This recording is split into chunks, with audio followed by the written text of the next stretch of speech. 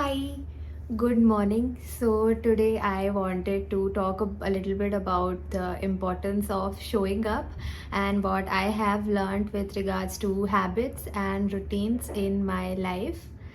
So, I thought I would do it while I show you what my typical day looks like right now. So, here we go. For context, I have been at that place in my life where I only did what was expected of me because I should be doing it, and I kept sacrificing my time and energy in things I didn't want, and in that process, I lost my entire sense of connection to self. I had no idea who I was. I lived out of alignment with myself. I had zero self trust. I was constantly overwhelmed, and I, as a result, had a resting heart rate of 100 beats per minute, aka anxiety. But cut to now, I have so much more insight and so many tools and habits to help me and cope with all of it and live a life that is more in alignment with who I truly am and what I truly want out of it. And I just wanted to share from my lived experience that habits have played a big part. And my biggest realization has been that habits are self love. Okay, so disclaimer, I my routines are very far from perfect. I mean, I have a pretty consistent night routine, but mornings are where I struggle the most because I spend an hour in bed watching reels and replying to messages on WhatsApp, and then I spend the entire day catching up with that wasted time and stressing about how I'm going to get my things done.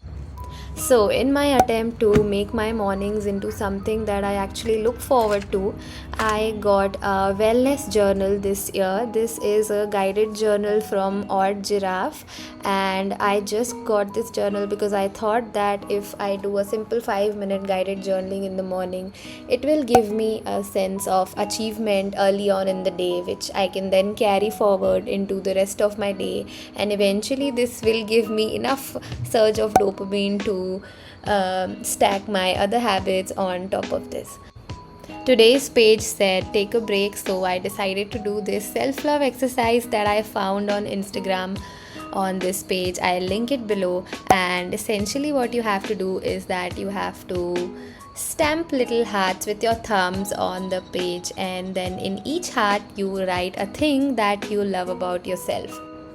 As I do this, I am going to explain how habits equate self love.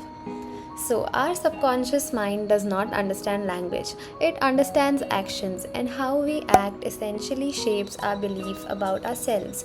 Whether we like ourselves, we're kind of sort of okay with ourselves, or we absolutely love ourselves, is going to be determined by our actions and not our words.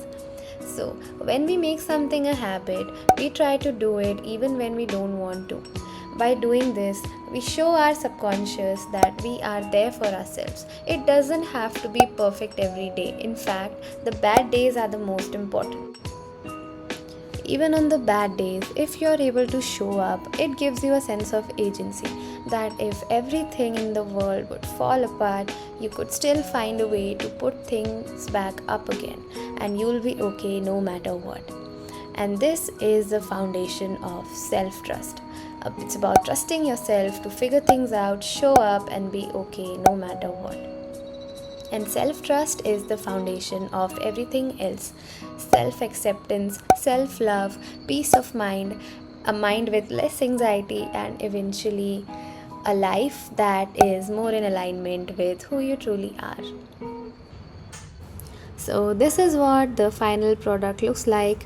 I ran out of space on my journal and I was having way too much fun making those hearts, so I decided to take a normal paper and then continue my activity on that.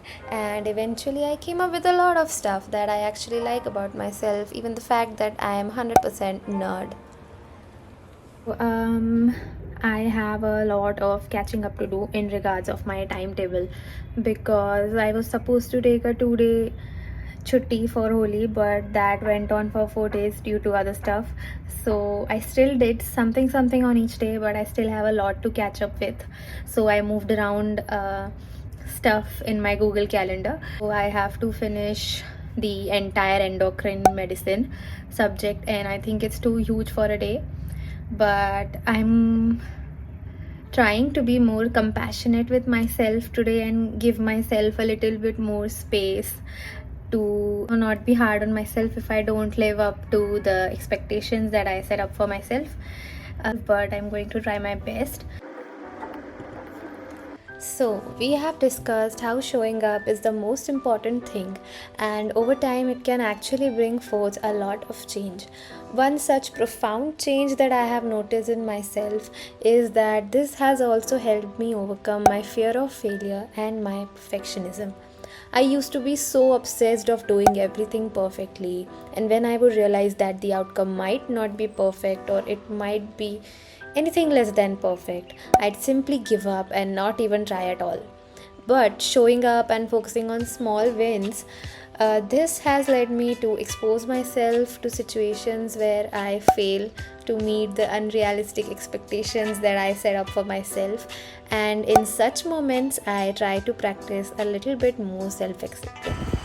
Okay, so enough of studying at home, and now I'm going to go to the college library because I was feeling really sleepy, and I think a change of environment might cheer me up. Right, so where was I? Yes, perfectionism. Paradoxically, not worrying about the outcome has led me to try new things more often and doing things because I actually enjoy them and not because I am fixated on the outcome. And it is so liberating to actually let good enough simply be good enough.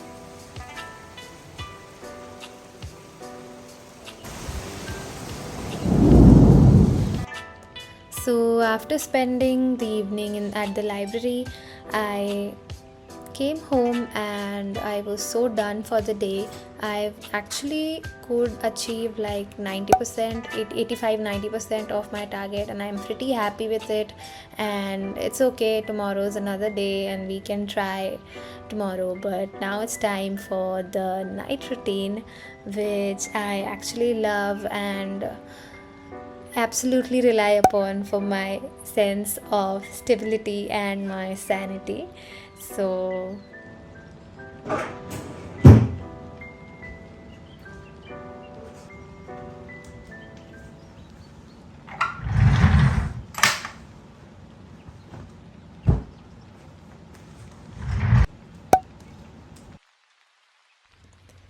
the last thing that I would like to add is that overcoming my perfectionism has actually brought me farther than I would have ever come had I been stuck in that same loop.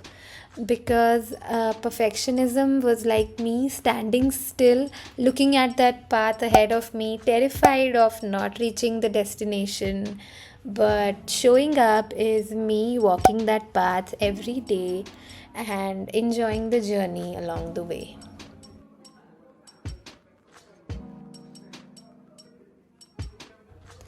So, yeah, meditation is usually the last thing that I do before sleeping because it's like I'm wiping the blackboard off at the end of the day so that I take my clean canvas to sleep and wake up for the next day refreshed. So, this was all about my day. If you were wondering, this is what the other pages inside my guided journal look like, and so far I've been loving it, and I recommend this to anybody who wants to start the same activity. And that's the end of the video. I hope you liked and took something out of this video. If you did, please comment in the section below, and I'll see you guys the next time. Bye bye.